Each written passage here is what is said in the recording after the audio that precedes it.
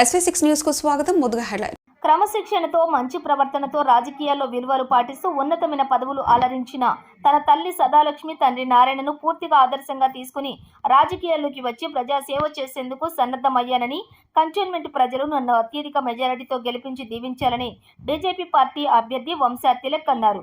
బొల్లారంలోని వంశా తిలక్ తల్లిదండ్రులు సమాధుల వద్ద పూజలు చేసి దీవెనలు తీసుకున్నారు.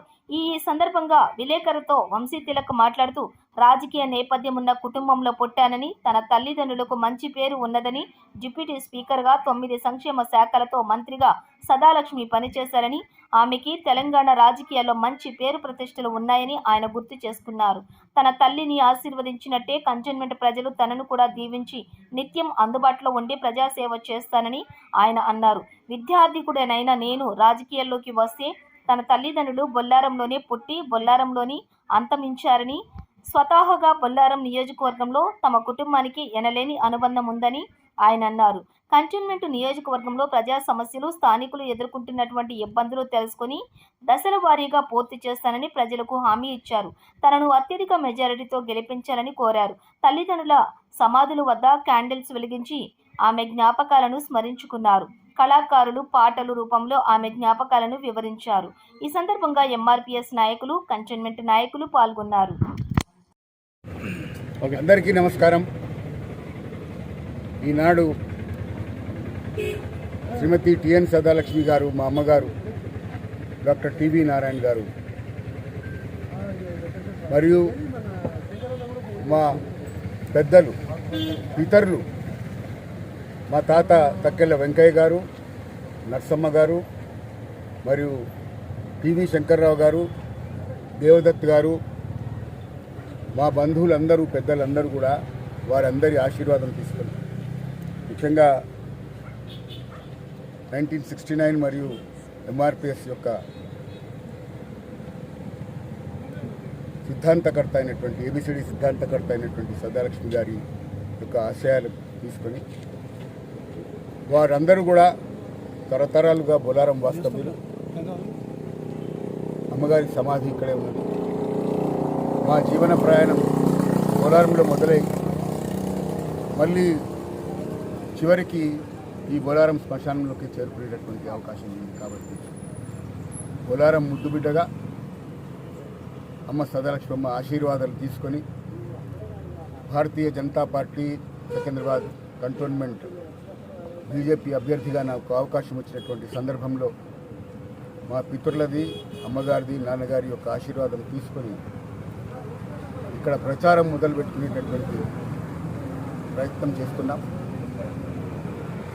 పెద్దల ఆశీర్వాదం తీసుకొని మంచి పని మొదలుపెట్టడం మనకందరికీ ఆనవాయి.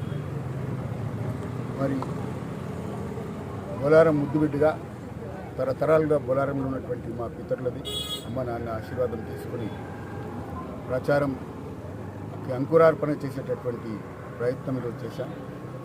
మా కుటుంబ సభ్యులందరూ కూడా ఎవరైతే బొల్లారంలో ఉన్నారో, ఎవరైతే హైదరాబాద్లో ఉన్నారో, సికింద్రాబాద్లో ఉన్నారో వారందరూ కూడా రావడం జరిగింది. అమ్మగారికి పూజలు చేయడం జరిగింది, నివాళులు అర్పించడం జరిగింది. మా పితరులకందరికీ కూడా పూలదండలు అర్పించి నివాళులు అర్పించడం జరిగింది.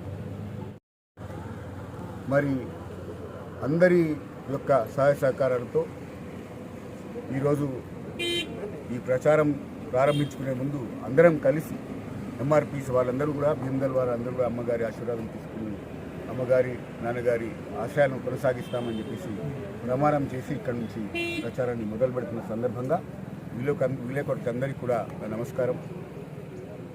సికింద్రాబాద్ కంటోన్మెంట్ బోర్డులో ఒక సదావకాశం, ఒక గోల్డెన్ ఆపర్చునిటీ. అమ్మగారు, నాన్నగారు చేసినటువంటి సేవ బొల్లారంలో మొదలుపెట్టి వాళ్ళ ప్రయాణం, నాన్నగారు చిన్న టీచర్గా మొదలుపెట్టి పబ్లిక్ సర్వీస్ కమిషన్గా ఎదిగారు. మొట్టమొదటి సాంస్క్రిట్ ప్రెసిడెన్షియల్ అవార్డుగా ఎదిగారు. తర్వాత 2016లో పద్మశ్రీ అవార్డుగా ఎదిగారు.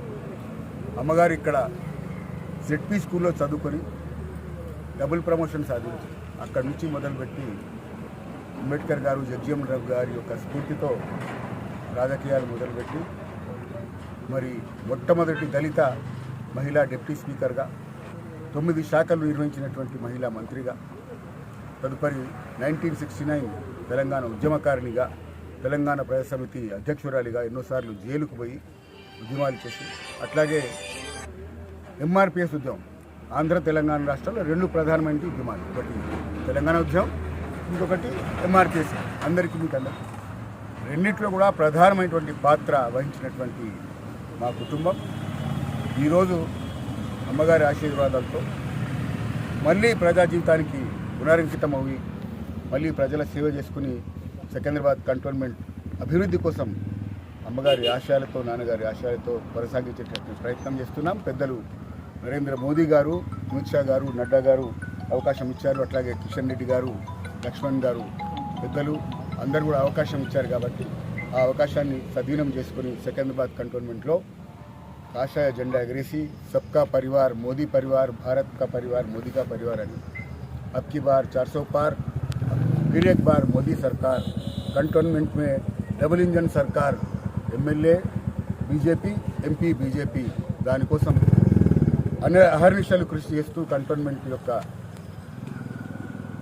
స్పష్టమైనటువంటి అభివృద్ధి కోసం, నిర్వాహమైనటువంటి అభివృద్ధి కోసం అహర్నిశలు కృషి చేస్తానని చెప్పేసి పెద్దల సాక్షిగా ప్రమాణం చేస్తూ మీ ముందరికి వస్తున్నాను. మీ ఆశీర్వాదం తీసుకొని, మీ అందరి యొక్క ఆశీర్వాదంతో సికింద్రాబాద్ కంటోన్మెంట్లో కాషాయ జెండా, భారతీయ జనతా పార్టీ జెండా ఎగరేసి మోదీ గారికి సికింద్రాబాద్ కంటోన్మెంట్ ఎమ్మెల్యే సీట్ని గిఫ్ట్గా ఇస్తానని ప్రమాణం